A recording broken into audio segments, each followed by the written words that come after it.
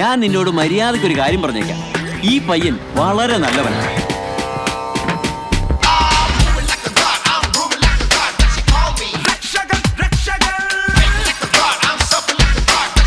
തന്നെ പോലെ എടുത്തുണ്ടായാൽ മതി. ആ പ്രദേശത്തുള്ള മൊത്തം പെൺകുട്ടികളുടെ ജീവിതം വേസ്റ്റ് ആവാൻ.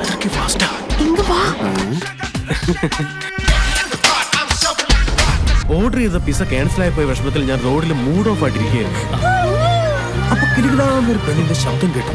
അല്ലേ, ഈ പെണ്ണിന്റെ വോയിസ് ഇത്ര സ്വീറ്റ് ആണെങ്കിൽ അവളെ കാണാൻ എങ്ങനെയായിരിക്കും ആകാംക്ഷയിൽ ഞാൻ തിരിഞ്ഞു നോക്കി.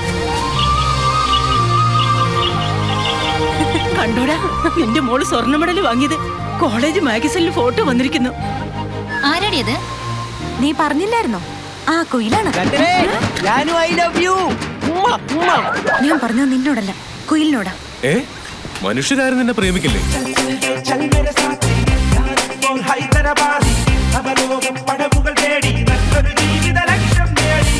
പയ്യനാരാണെന്ന് പറ. ഏതോ ഒരു DCP Aravind.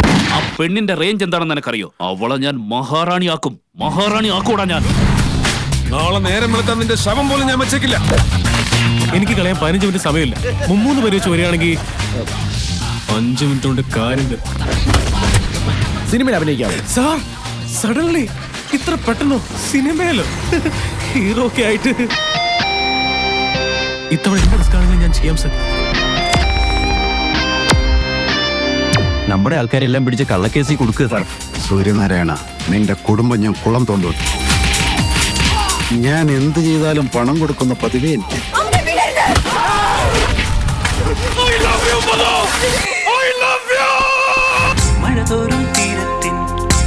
You are my two beautiful roses.